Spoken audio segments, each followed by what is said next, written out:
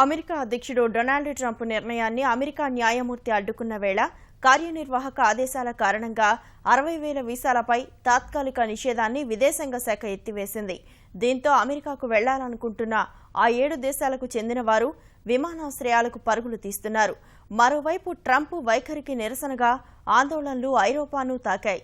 Germany, UK, France సహా అనేక దేశాల్లో ట్రంప్ వ్యతిరేక నిరసనలు మారుమోగాయి. 7 దేశాల ప్రజలు అమెరికాలోకి అడుగుపెట్టకుండా ఆ దేశ అధ్యక్షుడు డొనాల్డ్ ట్రంప్ విధించిన నిషేధాన్ని కోర్టు అడ్డుకోవడంతో ఆ ఆదేశాలను వెనక్కి తీసుకున్నట్టు ప్రభుత్వం ప్రకటించింది. ట్రంప్ కార్యనిర్వాహక ఆదేశాలతో నిలిచిపోయిన 60,000 వీసాలను పునరుద్ధరిస్తున్నట్లు అమెరికా విదేశాంగ శాఖ వెల్లడించింది. ట్రంప్ ఆదేశాల కారణంగా ప్రయాణాన్ని రద్దు చేసుకున్న వారు అమెరికాకు వెళ్లేందుకు మార్గం సుగమమైంది. మరోవైపు అంతర్గత భద్రతా శాఖ కూడా ఇమ్మిగ్రేషన్ ఉత్తర్వులకు సంబంధించి కీలక ఆదేశాలను నిలిపివేసినట్టు ప్రకటించింది. అయితే న్యాయమూర్తి తీర్పుపై ఉన్నత న్యాయస్థానంలో అప్పీల్ చేయాలని ట్రంప్ సర్కార్ నిర్ణయించింది. ట్రంప్ ఆదేశాల కారణంగా అమెరికాలోకి ప్రవేశించకుండా నిషేధానికి గురైన 7 దేశాల ప్రజలు న్యాయస్థానం తీర్పు, వీసాల పునరుద్ధరణతో విమానాశ్రయాల బాట పట్టారు. వీలైనంత త్వరగా అగ్రరాజ్యంలోకి ప్రవేశించాలని ప్రయత్నిస్తున్నారు.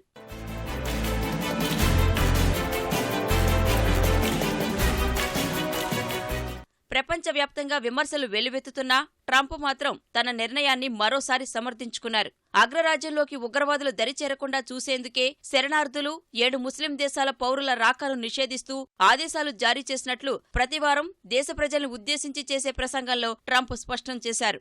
అమెరికన్లు సురక్షితంగా, స్వేచ్ఛగా జీవించేలా చూడటమే తన బాధ్యతని, దేశ పౌరుల భద్రత, ఉద్యోగాలు, వేతనాలే ప్రాధాన్యాంశమని ఉద్ఘాటించారు. కోర్టు తీర్పు కారణంగా అనేక మంది ప్రమాదకర వ్యక్తులు దేశంలోకి చొరబడతారని ట్రంప్ ఆవేదన వ్యక్తం చేశారు.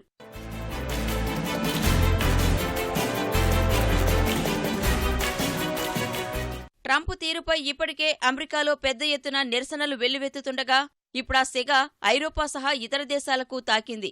జర్మనీ, యూకే, ఫ్రాన్స్, స్పెయిన్, స్వీడన్లో వేలాది మంది ప్రజలు ట్రంప్కు వ్యతిరేకంగా ఉద్యమించారు. లండన్లో సుమారు 10,000 మంది ట్రంప్ వ్యతిరేక ఆందోళనలో పాల్గొన్నారు.